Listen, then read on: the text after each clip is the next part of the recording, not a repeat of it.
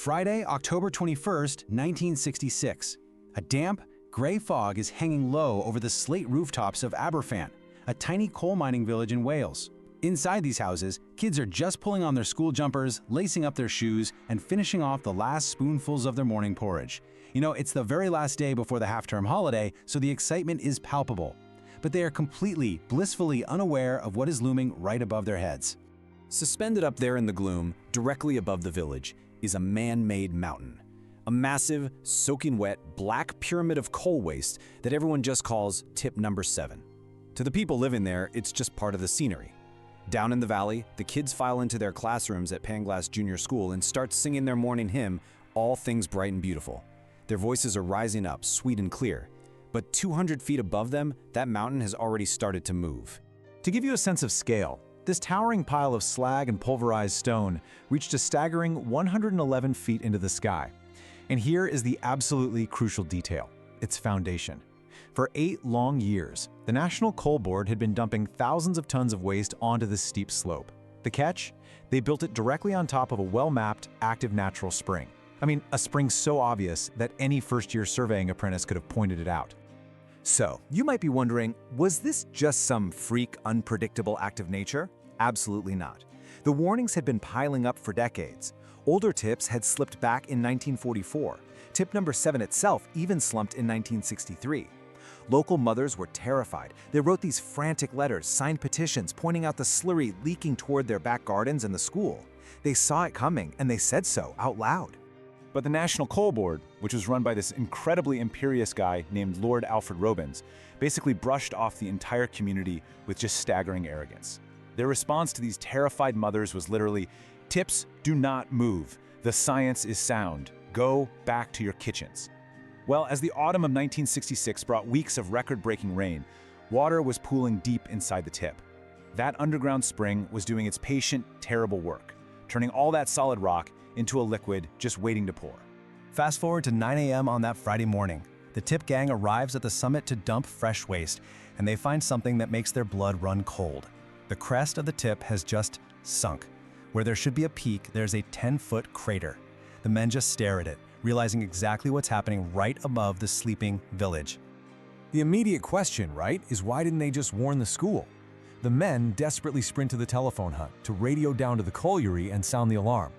They grab the receiver to make the call that could save hundreds of lives, only to find the line is completely dead. Now, here's the detail that's just so incredibly hard to stomach. The phone line wasn't down because of the weather or the shifting earth. No. That life-saving warning phone was totally useless because its copper cable had been stolen for scrap metal a few days earlier and nobody had bothered to replace it. The men standing on top of that collapsing mountain are entirely, hopelessly cut off from the valley below. So they start arguing frantically about what to do next. But at 9:15 a.m., the mountain simply decides for them. A massive noise erupts. Survivors later said it sounded exactly like a low-flying jet engine or this giant ocean wave breaking on a beach that shouldn't exist. Before their eyes, the entire face of the tip just peels away. We are talking about 140,000 cubic yards of pitch-black slurry. To put that into perspective, that's roughly the volume of an entire small reservoir, but made entirely of liquefied coal waste, crushed rock, and sludge.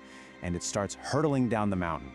Calling this a landslide really doesn't do it justice. It's a tsunami, a glistening black wave 30 feet high, moving at 21 miles an hour.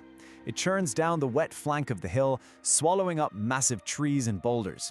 It crushes a disused canal, completely engulfs a farm cottage, and then, with a sound like the world is ending, it slams broadside into Pantglas Junior School. It's moving with enough solid force to crush brick walls like cardboard, but it's liquid enough to fill every single classroom to the ceiling in a matter of seconds.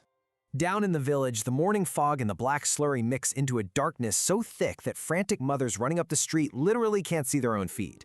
And as the surviving deputy headmaster later recalled, a terrible absolute silence falls over the crushed building. Just moments before, it had been full of singing children. Then, just nothing.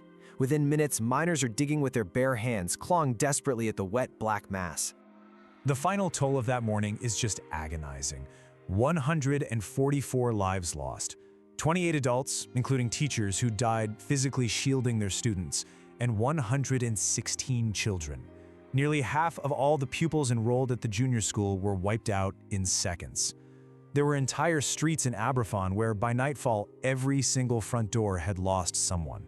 Fast forward a week, and 10,000 mourners are standing in the pouring rain on a hillside above the village. 81 small coffins, draped in white, are laid side by side in a single, incredibly long trench. Grown men, tough, hardened miners with hands the size of coal shovels, are standing there in their Sunday suits, sobbing openly in the rain.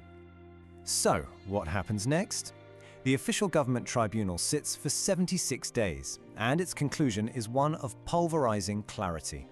The disaster was caused by bungling ineptitude, the blame was total, it was unquestionable, and it fell squarely on the National Coal Board. They knew about the spring, they were warned about the tip, and they blatantly ignored their very own engineers. But here is where it gets infuriating.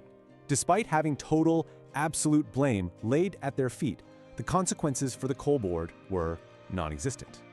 0 people sacked, 0 people demoted, not 1 person was prosecuted.